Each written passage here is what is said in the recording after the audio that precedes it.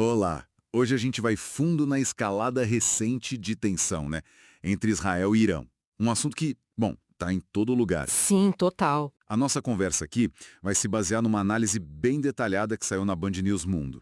Eles trouxeram o jornalista Moisés Rabinovich e o professor Leonardo Trevisan, de Relações Internacionais. Ótimas fontes. Exato. E eles falaram sobre um ataque israelense, que estão descrevendo como, assim, o maior da história contra o Irã, mirando instalações nucleares. Pesado. Muito. Então a ideia é tentar entender essa tensão máxima que a Band News mencionou, o contexto histórico, o que cada um tem de força militar, quem está do lado de quem. Os riscos, né? Inclusive nuclear e o impacto na economia global. Isso. Ok, então vamos começar a desembrulhar isso. Olha, segundo o Leonardo Trevisan lá na Band News, esse ataque de Israel, ele não foi uma coisa isolada, sabe? Uhum. Israel, nos últimos meses, já estava enfraquecendo sistematicamente mesmo as bases e a capacidade dos aliados do Irã ali na área, os tais proxies. Sim, Hezbollah lá no Líbano, os Houthis no Iêmen, que recebem apoio iraniano, né? Exatamente. O Trevisan argumenta que, ao atacar bases de mísseis do Irã antes, Israel meio que já tinha deixado o país, na expressão dele, como um tigre sem dentes. Uma imagem forte. E aí, esse ataque mais recente focou em alvos assim super críticos, instalações nucleares e gente importante da liderança militar. Chefe da Guarda Revolucionária, chefe do Estado-Maior. E essa ação, claro, tem um impacto geopolítico enorme.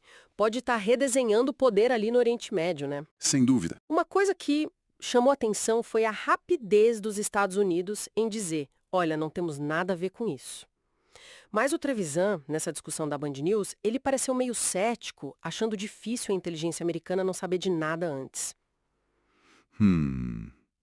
Interessante isso, quer dizer. Pode ser que mostre, talvez, uma Israel com mais autonomia sobre o Netanyahu, agindo de forma mais decisiva. Isso seria uma mudança na relação com os Estados Unidos. E a questão dos aliados, como fica?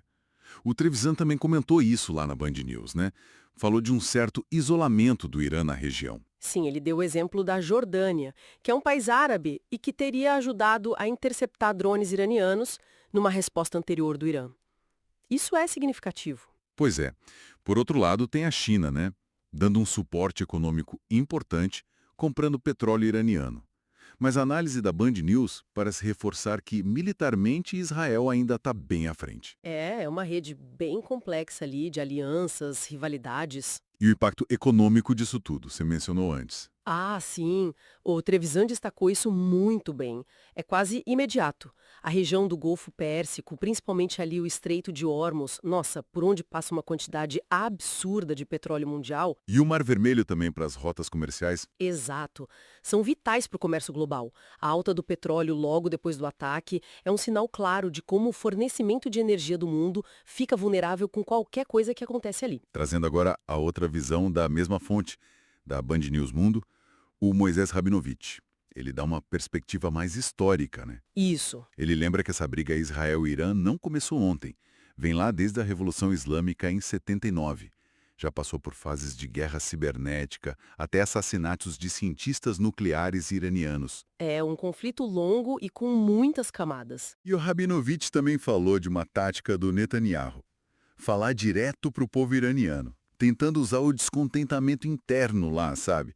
Citando o caso da Masha Amini. Aquela jovem que morreu sob custódia por causa do véu, né? Para isso, e que gerou aqueles protestos enormes. Isso. E as manifestações contra o hijab obrigatório. Uma tentativa de explorar essa pressão interna. Mas aí entra um ponto super delicado. Qual é a real situação lá dentro do Irã? E funciona mesmo tentar influenciar de fora? Boa pergunta. O Rabinovich, lá na Band News, ele nota que, embora o regime tenha reprimido os protestos com força, o descontentamento continua ali, sabe? Ele até citou uns relatos de cartazes com Shabbat Shalom em manifestações, um detalhe pequeno, mas com simbolismo, né? Nossa. Mas assim, é muito difícil saber o que a população está pensando de verdade agora. E ele também levantou uma hipótese interessante, que talvez esses drones do ataque tenham sido lançados por agentes do Mossad. A inteligência de Israel. Isso, agindo de dentro do próprio Irã, por causa das distâncias e tal. É uma possibilidade. O Rabinovich também conecta esse ataque direto ao Irã com o que aconteceu antes, né? Com o Hamas e Hezbollah. Sim, a ideia que ele trouxe na Band News é que enfraquecer esses grupos primeiro, que são apoiados pelo Irã, pode ter sido um passo calculado, para depois poder fazer essa ação mais direta contra Teherã. Faz sentido pensar assim. Ele lembrou que tudo começou de novo em Gaza com o ataque do Hamas em 7 de outubro e como a visão do mundo sobre as ações de Israel foi mudando desde lá. Exato, de retaliação para acusações mais graves. E claro, a grande questão que fica pairando, a nuclear. Pois é, o Rabinovich especula, baseado um pouco naquela ideia da doutrina Samson de Israel. Aquela política de não confirmar nem negar se tem armas nucleares, né? Para dissuadir. Isso. Ele especula que talvez esse ataque tenha tido o objetivo de neutralizar ou pelo menos danificar bastante o programa nuclear iraniano. A gente não sabe ao certo a capacidade nuclear de nenhum dos dois, é tudo meio nebuloso, mas a avaliação do Rabinovich, segundo a Band News, é que uma guerra nuclear mesmo é pouco provável. O conflito deve ficar mais regional. Entendi. O que chama atenção é essa possibilidade de Israel ter agido para, prevenir uma escalada nuclear lá na frente, sabe?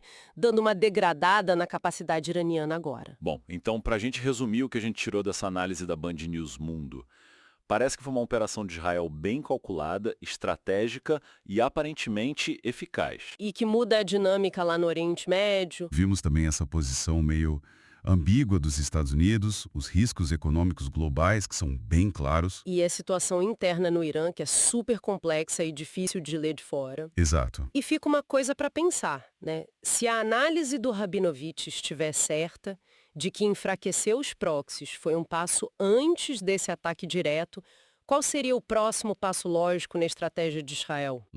Considerando esse sucesso militar de inteligência que a Band News detalhou e que agora existe esse precedente de um ataque direto no solo iraniano. Como Israel pode tentar continuar redesenhando a região a seu favor? Fica aí a questão para a gente refletir.